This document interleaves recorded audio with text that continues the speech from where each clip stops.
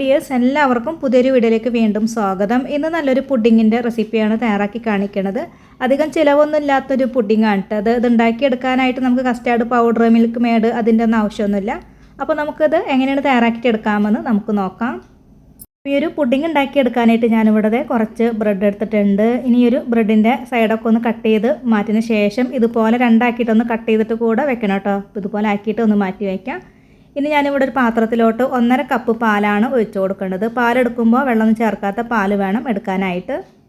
Bowl എടുത്തതിന് ശേഷം ഇതിലേക്കൊരു 2 ടേബിൾ സ്പൂൺ കോൺഫ്ലോർ ആണ് ചേർത്ത് കൊടുക്കുന്നത്. അതിന് ശേഷം ഇതിലേക്ക് 1/4 കപ്പ് വെള്ളമോ അതല്ലെങ്കിൽ പാലോ ചേർത്ത് കൊടുത്തിട്ട് ഒട്ടും കട്ടകളൊന്നും ഇല്ലാത്ത വിധത്തിൽ നന്നായിട്ടൊന്ന് മിക്സാക്കി കൊടുത്തതിന് ശേഷം ഇതൊന്ന് മാറ്റി വയ്ക്കാം.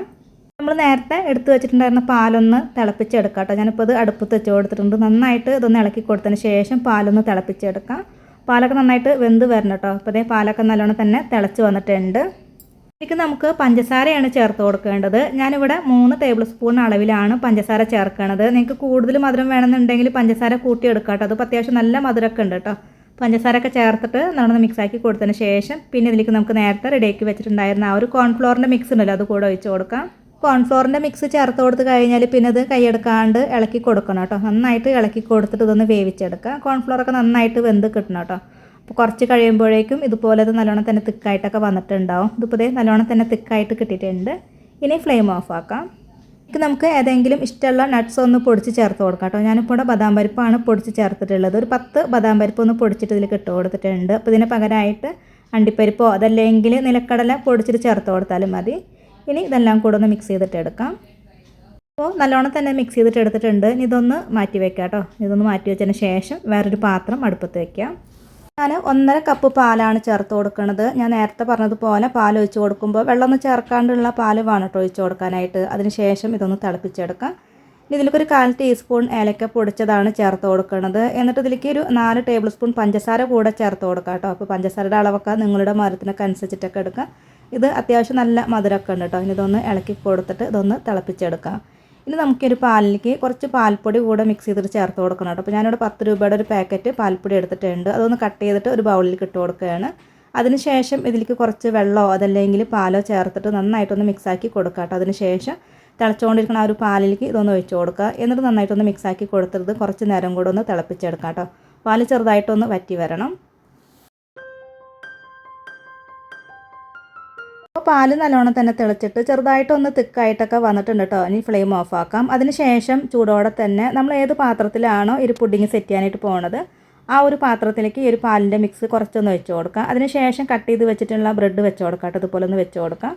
എന്നിട്ട് വീണ്ടും കുറച്ച് പാല് ഇതിൻ്റെ മുകളിലേക്ക് ഒഴിച്ച് കൊടുക്കുകയാണ്. അതിനുശേഷം അടുത്ത ലെയർ ബ്രെഡ് വെച്ച് കൊടുത്തിട്ട് ബാക്കിയുള്ള പാല് മൊത്തത്തിൽ ഇതിൻ്റെ മുകളിലേക്ക് ഒന്ന് ഒഴിച്ച് കൊടുക്കുകയാണ് കേട്ടോ ചെയ്യേണ്ടത്. ചൂടുള്ള പാല് തന്നെ വേണം കേട്ടോ അതിൻ്റെ മുകളിലേക്ക് ഒഴിച്ച് കൊടുക്കാനായിട്ട്. എന്നാലാണ് ബ്രെഡൊക്കെ പെട്ടെന്ന് ഇങ്ങനെ കുതിർന്നിട്ടൊക്കെ കിട്ടുള്ളൂ. അപ്പോൾ പാല് ഞാൻ ബാക്കിയുള്ളത് മൊത്തത്തിൽ ഇതിൻ്റെ മുകളിലേക്ക് ഒഴിച്ച് കൊടുത്തിട്ടുണ്ട്. ഇനി നമ്മൾ റെഡിയാക്കി വെച്ചിട്ടുള്ള ആ ഒരു ബദാം പരിപ്പൊക്കെ ചേർത്തിട്ട് ബദാം പരിപ്പൊക്കെ പൊടിച്ച് ചേർത്തിട്ടുള്ള ആ ഒരു പാലിൻ്റെ മിക്സ് ഉണ്ടല്ലോ, അതുകൂടെ ഇതിൻ്റെ മുകളിലേക്ക് ഒഴിച്ച് കൊടുക്കാം കേട്ടോ. അതുപോലെ ഒന്ന് ഒഴിച്ച് കൊടുത്തിട്ട് ഒന്ന് ലെവൽ ചെയ്തിട്ട് എടുക്കാം. അതിന് ശേഷം പിന്നെ നമുക്കിത് ഫ്രിഡ്ജിലൊക്കെ വെച്ചിട്ടൊന്ന് തണുപ്പിച്ചെടുക്കാം.